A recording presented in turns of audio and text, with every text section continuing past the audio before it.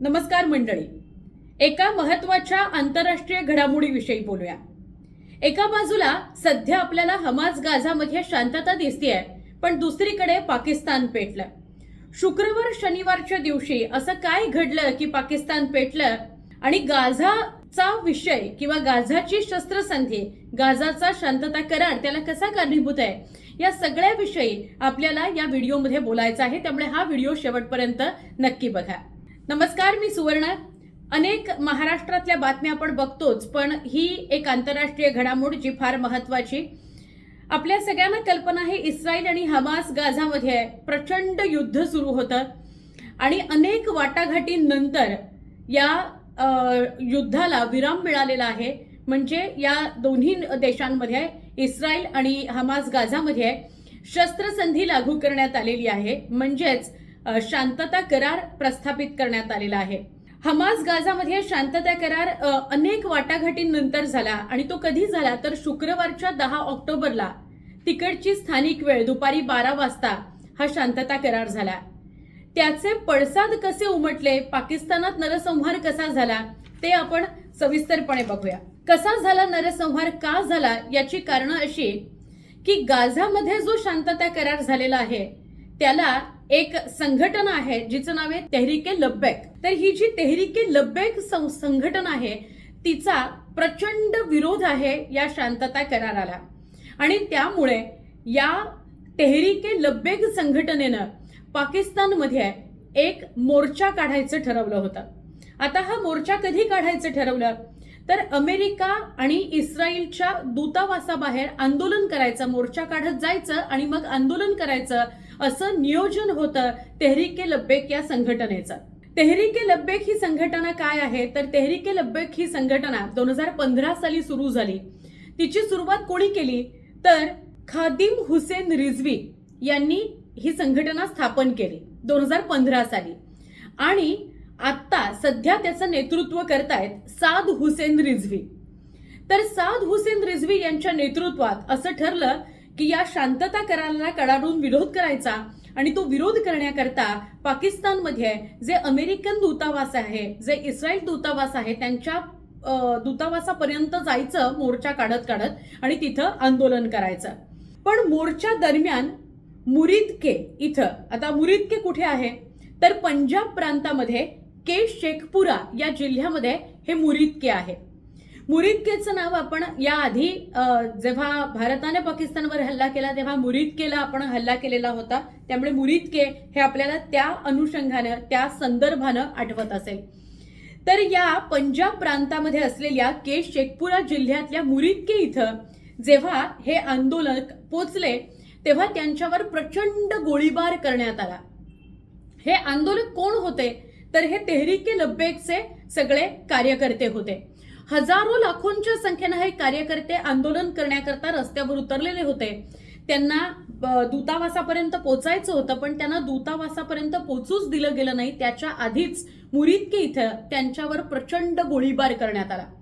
आता हा गोळीबार कुणी केला तर पाकिस्तानी रेंजर्स आणि पोलिसांनी अंधाधुंद असा गोळीबार या आंदोलकांवर केला.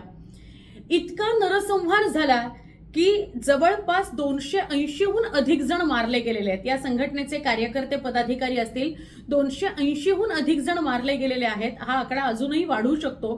आणि 1900हून अधिक लोकांना, जे सामान्य लोक होते, जे स्थानिक असतील, जे तिथे काय घडतंय हे बघण्याकरता आले असतील, पण त्यांच्यावर सुद्धा हा अंधाधुंद गोळीबार झाला आणि 1900हून अधिक लोक गोळी लागल्यामुळे किंवा अजून वेगवेगळ्या कारणांमुळे जखमी झालेले आहेत. त्यांच्यावर सध्या पाकिस्तानातल्या वेगवेगळ्या रुग्णालयांमध्ये उपचार सुरू आहेत. हे सगळं घडलं कधी तर 13 ऑक्टोबरच्या सोमवारी ही घटना घडली. म्हणजे 10 तारखेला, शुक्रवार शनिवारच्या दरम्यान 10 तारखेला शांतता करार झाला आणि त्याच्यानंतर 2-3 दिवसांनी आंदोलन करायचं होतं. खरं तर तेहरीके लब्बैकला आपला विरोध नोंदवायचा होता शांतता कराराला, पण तसं न होता या आंदोलनादरम्यान मुरिदके इथे हे आंदोलक पोचल्यानंतर त्यांच्यावर पाकिस्तानी रेंजर्स आणि पोलिसांनी अंधाधुंद गोळीबार केला आणि नरसंहार तिथं बघायला मिळाला. 13 ऑक्टोबरला सोमवारी ही घटना घडलेली आहे. टीएलपी म्हणजेच तेहरीके लब्बैक, तर या टीएलपीच्या कार्यकर्ते आणि पदाधिकाऱ्यांवर गोळीबार झालेला आहे. भारतीय वेळेनुसार सकाळी 4 वाजता हा गोळीबार झाला. सोमवारच्या दिवशी 13 ऑक्टोबरला हा गोळीबार झालेला आहे आणि टीएलपीच्या हजारो कार्यकर्त्यांवर आधी तर स्मोक ग्रेनेड टाकण्यात आली त्यांच्यावर, त्यामुळे सगळा धूर झाला, धुराचे लोट पसरले आणि त्यानंतर अंधाधुंद गोळीबार करण्यात आलेला आहे. 4 वाजता ही घटना घडायला सुरुवात झाली की आंदोलक मुरिदकेला पोचले, आधी स्मोक ग्रेनेड टाकण्यात आले आणि त्याच्यानंतर त्यांच्यावर गोळीबार झाला. सलग 4 वाजल्यापासून सकाळी 9 वाजेपर्यंत हा गोळीबार सुरू होता. म्हणजे कशा प्रकारे पाकिस्तानी रेंजर्सनी आणि पोलिसांनी नरसंहार केला ते आपल्याला समजून येईल. 9 वाजेपर्यंत हा सगळा प्रकार सुरू होता आणि त्यानंतर एक एक घडामोडी समोर यायला लागल्या की 290हून अधिक संघटनेच्या कार्यकर्त्यांचा, आंदोलकांचा मृत्यू झालाय आणि 1900हून अधिक लोकांना गोळी लागलेली आहे, कोणी जखमी झालेले, त्यांच्यावर उपचार सुरू आहेत. आंदोलनकर्त्यांचं एक व्यासपीठ होतं, त्यांनी तिथे आपली भूमिका मांडण्याकरता एक व्यासपीठ तयार केलं होतं, ते सुद्धा पाकिस्तानी रेंजर्स आणि पोलिसांनी जाळून टाकलं पूर्णपणे.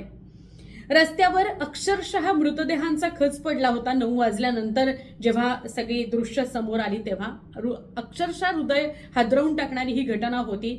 जरी तेहरीके लब्बैक ही संघटना असली, राजनैतिक भूमिका मांडणारी संघटना असली, तिचे पदाधिकारी आंदोलक असले, तरी त्यांचा या शांतता कराराला विरोध होता आणि म्हणून ते आंदोलनाकरता उतरले होते.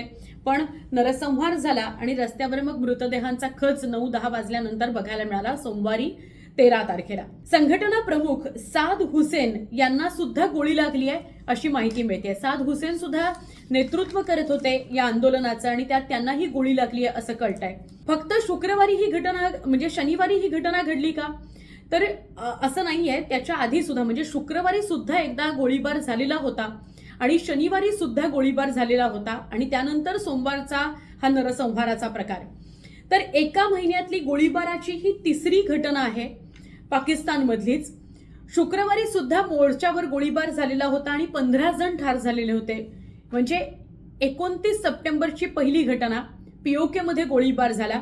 त्याच्यानंतर 1 ऑक्टोबरची दुसरी घटना, पीओके मध्ये गोळीबार झाला आणि 11 ऑक्टोबरची, म्हणजे 10 ऑक्टोबरला सुद्धा गोळीबार झाला जेव्हा लाहोरमध्ये तो गोळीबार झाला आणि 11 ऑक्टोबरला आंदोलनादरम्यान मुरिदके इथं गोळीबार झाला.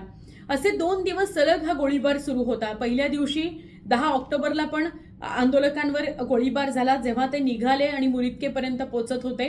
लाहोरला तो गोळीबार झाला आणि मग लगेचच दुसऱ्या दिवशी 11 ऑक्टोबरला हा मुरिदके इथं गोळीबार झाला, जिथे खूप मोठ्या प्रमाणात नरसंहार झालेला आहे. आता लक्षात घ्या, ही घटना घडली, शांतता करार गाझामध्ये प्रस्थापित करण्यात आला, त्याचा पहिला टप्पा पूर्ण झाला. त्यामुळे पाकिस्तानमध्ये त्याचे पडसाद उमटले, कारण पाकिस्तानमधल्या तेहरीके लब्बैक या संघटनेला गाझा शांतता करार अजिबात नको होता, त्याला त्याचा विरोध होता आणि म्हणून आंदोलन ते करत होते. पण पाकिस्तानी रेंजर्सनी त्यांच्यावर गोळीबार केला आणि नरसंहार केला. आता आपण लक्षात घेऊया की तेहरीके लब्बैक कुठून आला. जसं मी मगाशी म्हटलं की तेहरीके लब्बैक ही संघटना आहे, 2015 साली ती अस्तित्वात आली आणि त्याचं सध्याचं नेतृत्व हे साद हुसेन रिझवी करत आहे, ज्यांना गोळी लागलेली आहे आणि त्यांच्यावरही उपचार सुरू आहेत असं कळत आहे. तर लब्बैक हा शब्द कुठून आलाय, तर लब्बैक हा अरबी शब्द आहे जो आता उर्दूमध्ये वापरला जातो आणि त्याचा अर्थ असा आहे की मैं यहाँ हूं. तेहरीके लब्बैक, तर लब्बैकचा अर्थ मैं यहाँ हूं या अर्थाने वापरला जातो आणि ही संघटना 2015 पासून वेगवेगळ्या मागण्यांकरता आधी अस्तित्वात आली आणि त्यानंतर वेगवेगळे विषय घेऊन पुढे तिचं अस्तित्व ती टिकवते आहे. इस्रायल आणि हमास गाझामध्ये हा जो शांतता करार प्रस्थापित झाला, अनेक वाटाघाटी झाल्या आणि त्यानंतर हा शांतता करार प्रस्थापित झाला, तो झाला शुक्रवारी 10 ऑक्टोबरला स्थानिक वेळ दुपारी 12 वाजता. शस्त्रसंधी लागू झाल्यानंतर सुद्धा त्याच दिवशी संध्याकाळी गोळीबार झालेला होता आणि त्यानंतर लगेचच 11 तारखेला पुन्हा एकदा गोळीबार झाला. हा गोळीबार मुरिदके इथं झाला आणि त्यामुळे पाकिस्तान पूर्णपणे पेटलेलं आहे. मुरिदकेचा भाग तर खूप मोठ्या प्रमाणात तणावामध्ये आहे, कारण इतक्या मोठ्या प्रमाणात नरसंहार झालेला आहे. या आणि अशा घटनेविषयी तुम्हाला अजून काही अपडेट असतील, त्याचे अजून काही डिटेल्स असतील तुमच्याकडे, तुम्ही कमेंटमध्ये आमच्यापर्यंत ते नक्की पोहोचवा.